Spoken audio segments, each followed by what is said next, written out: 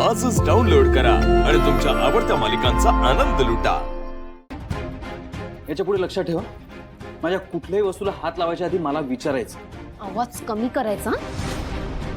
चोराच्या उलट्या बोंबा। ए, तोंड सांभाळून बोल। जर मी लॅपटॉपला हात लावला नसता तर मला कधीच कळलं नसतं ना। हे बघ, हे माझ्या कामाचं आहे आणि मला वाटलं तर मी तुला सांगेन। तरीच काल सगळ्यांसमोर माझी बाजू घेतली नाहीस। तरी मी विचार करत होते हा असा का वागला। आत्ता कळतंय खरं कारण।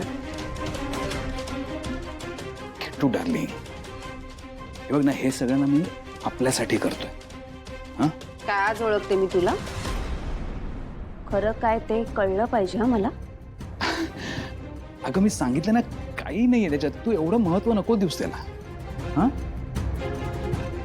ऐक, आपण एक काम करूया, आपण शॉपिंगला जाऊया आणि तू म्हणशील तिकडे डिनरला। ओके, ही नाटकं बंद कर आणि काय काय केलंयस ते खरं खरं सांग। नाही सांगू शकत। ठीक आहे, नको सांगूस। पोलीस कंप्लेंट करून येते। ए थांब, तुला अक्कल आहे का? तुला अक्कल आहे ना? मग खरं काय ते कळलं पाहिजे मला।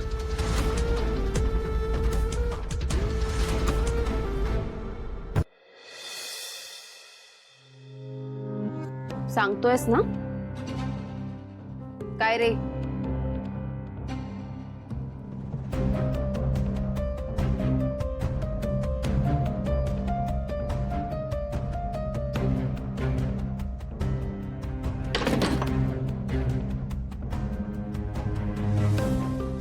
नीट ऐक, हे जे काही घडलंय ना ते मी घडवलंय। या केसमध्ये आशूला मीच अडकवलंय।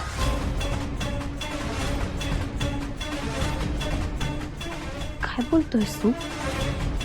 म्हणजे हा सगळा जो तमाशा घडतोय त्याच्या मागे तू आहेस? माझ्याकडे दुसरा ऑप्शन होता? हां, आतापर्यंत या सगळ्यांनी माझा किती अपमान केला आहे हे माहिती ना तुला? तुला अक्कल आहे?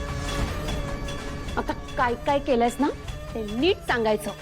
सगळ्यात आधी मी आशूला निनावी फोन केला, त्याला धमकावलं। मला वाटलं की तो हे डील कॅन्सल करेल, पण त्यांनी नाही ऐकलं। पण माझ्याकडे प्लॅन बी रेडी होता। मी अंजलीला हायर केलं। एका PR कंपनीच्या निमित्ताने त्या दोघांची भेट घालून दिली आणि जेव्हा माझ्या असं लक्षात आलं की या दोघांमध्ये चांगलं बॉन्डिंग झालंय, तेव्हा मी त्या डीलच्या आधी हा प्लॅन केला। कसला प्लॅन?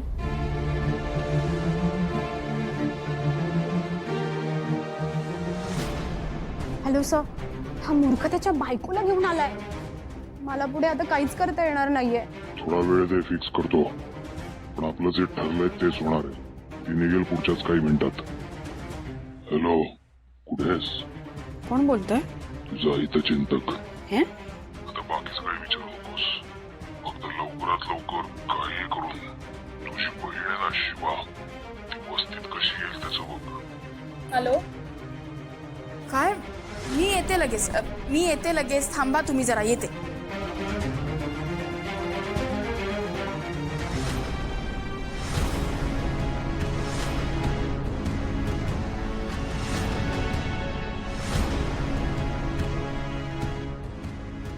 हात अगं,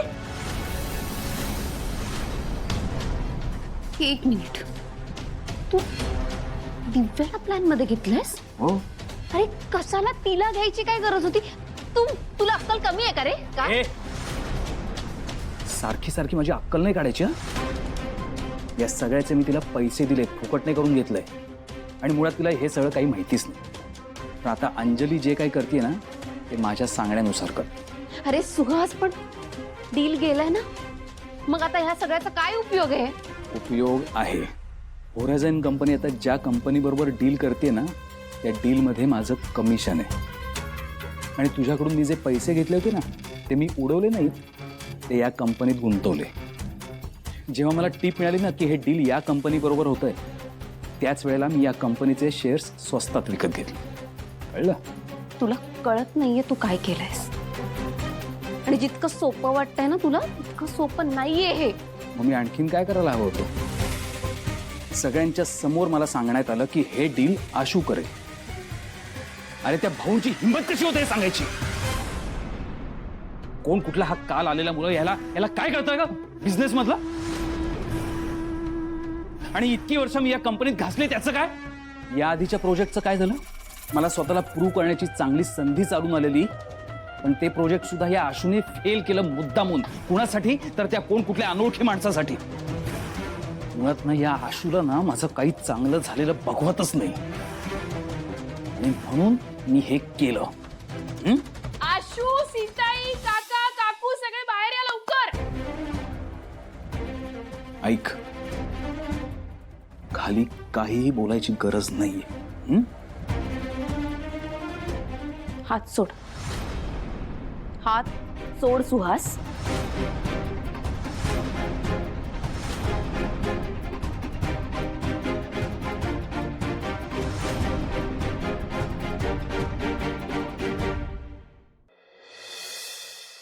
काय काय काय काय म्हणजे अरे काय झालं?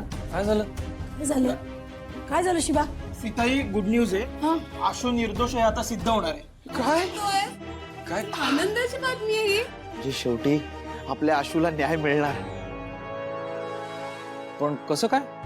म्हणजे म्हणजे सुटका होणार आहे ही गोष्ट चांगलीच आहे, पण हे कसं काय घडलं सगळं? कळेल कळेल सगळ्यांना कळेल. पण आशू, आज रात्रीपर्यंत तू निर्दोष सुटणार. तुला पोलिसांनी सांगितलं हे? कसं कळलं? अरे भाई आमच्यावर विश्वास ठेव ना, हळूहळू कळेल तुला. नाही नाही पण माझ्या पोलीस खरंच असं म्हणाले? नाही नाही, पोलीस असं काही म्हणाले नाहीयेत. काय गंमत वाटते तुला? मूर्खासारखं काय बडबडतेस? आणि सांगायचं नव्हतं तर बोलवायचं कशाला? अहो मी असं नाही सांगितलंय की केस बंद झाली म्हणून. रात्रीपर्यंत केस बंद होणार आहे असं म्हणतीये आणि मला खात्री आहे. हा ग मग सांग ना कसं ते. धीर धरा जरा, एवढी कसली घाई आहे? म्हणजे आता असं वाटतंय ना की आशू सुटला की तुम्हाला धक्का बसणार. मूर्खासारखं काही बडबडू नकोस. थांबा ना, सगळं कळेल. बरं आशू, तू जाऊन आवर, आपल्याला थोड्या वेळात लगेच पोलीस स्टेशनला जायचं. आवडतो जा. फ्रेश होतो. शिवा खरंच ना माझ्या जीवाला एवढा घोर लागून राहिला होता. हे ऐकून एवढं बरं वाटतंय ना आता. उर्मिला एक काम कर, देव पाण्यात ठेव. आता आशू निर्दोष सिद्ध होईपर्यंत मला कुठली गडबड नकोय.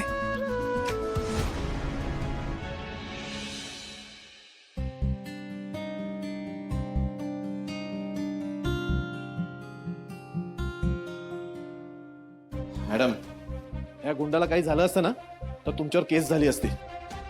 आणि लक्षात ठेवा, तुम्ही असा कायदा हातात घेऊ शकत नाही.